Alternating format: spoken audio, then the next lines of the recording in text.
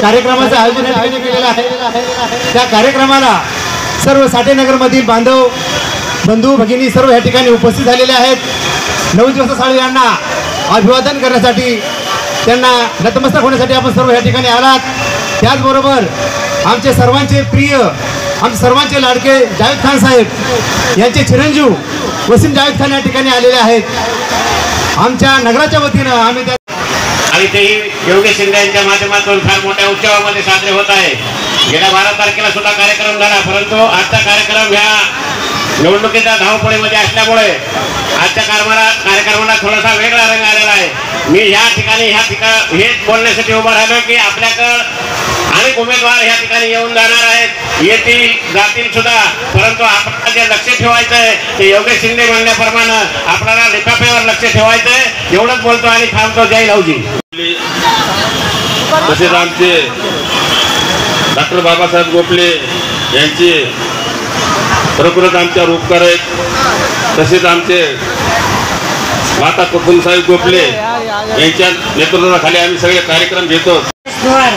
मानखुर्द पश्चिम आज महाक्रांती सूर्य लहुजी साळवे यांच्या 230व्या जयंतीनिमित्त आज राष्ट्रीय नेते अखिल भारतीय मातंग सेनेचे योगेश, इनकी जबान में जादू है, इनके काम में भी जादू है। बेहतरीन इंसान है, मैं बहुत इज्जत करता हूँ इनकी। आमचे साथी साहेब माझा बड़ी प्रमाण आहे, मी तुम्हाला सांगतो कि मैं उम्मीदवार हूँ।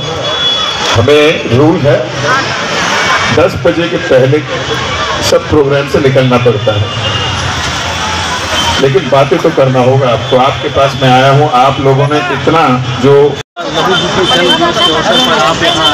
क्या कुछ कहना है? खुशनसीब हूँ ये कि हमारे समाज, हमारे साथी, हमारे दोस्त ने इतना काबिल समझते हैं, इस कदर लाते हैं भाई और बात करने का मौका देते और ज़्यादा शुक्रिया। व्यापार का रिश्ता इन सबके साथ बहुत लंबा है। मेरे को बचपन से देखा हूँ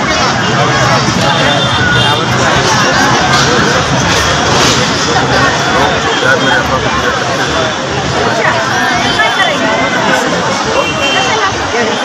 अगर बात की जाए आपके पिता के कार्यकाल की बात की जाए और अभी जो वर्तमान स्थिति है, इसको आप किस तरीके से देख रहे हैं मानपुर शिवाजी नगर?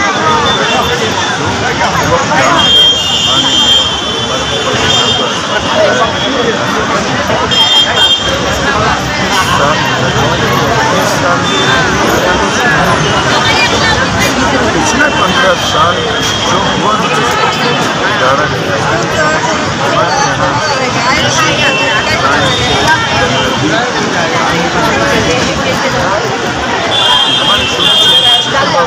हमारे पास यहाँ पर हवा भी गंदी है, हमारे पास बड़ा प्रॉब्लम, साफ पानी का पाइपलाइन बनवा दिया। हमारे पिताजी को और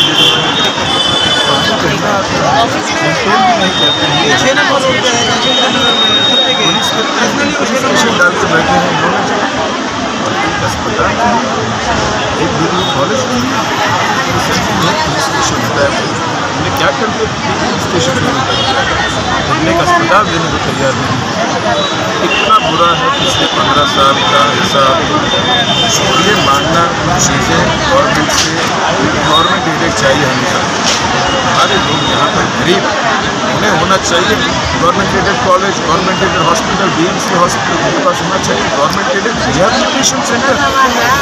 नशे में बेचारे हमारे बच्चे उनको हमारे बच्चे बचाने का भी काम हमारा है, नए लोग नशे में नहीं डालने का भी काम हमारा है। जो पिछले 15 सालों में कलयुग के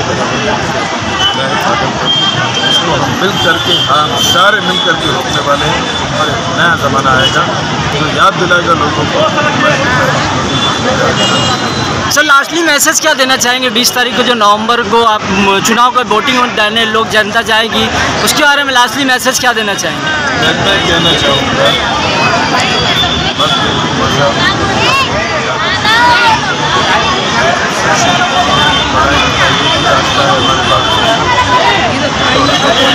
आवाज देता हूँ, उसके बाद 2 मिनट रुको। साफ सफाई, नौकरी, मेहनत, वो वाली देखना है, वो वाला ज़माना रहना है। और अगर आप मेरे साथ हो तो वही ज़माना आएगा और बहुत जल्दी आएगा। सर, मातंग समाज की बात की तो भरपूर समर्थन आपको मिल रहा है। आप आज यहाँ इस कार्यक्रम में आए, किस तरीके का आप आश्वासन दे रहे हैं मातंग समाज को चुनाव जीतने के बाद?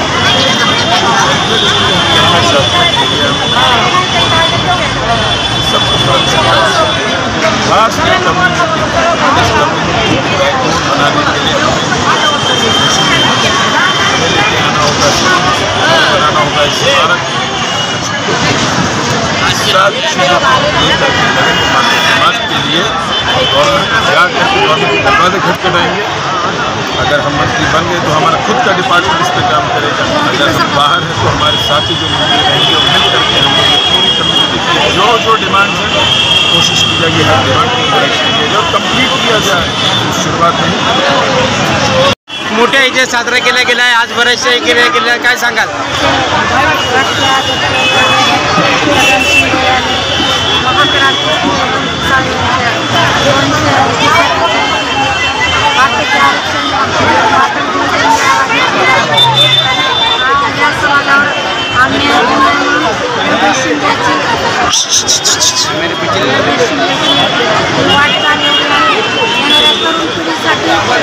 आरक्षण पाहिजे आम्हाला. मातंग समाजाच्या मेळाव्यावर अन्याय होतोय, त्यासाठी आरक्षण मिळावे आणि ह्या समाजाला चांगले दिवस येऊन गोपले साहेबांनी 8% आरक्षण, अण्णाभाऊ साठे मागाचे मागणं, गौजी साळवे आयोग, ही सर्व काही साहेबांनी करून गेले. साहेबांचं मार्गदर्शन आदर्श घेऊन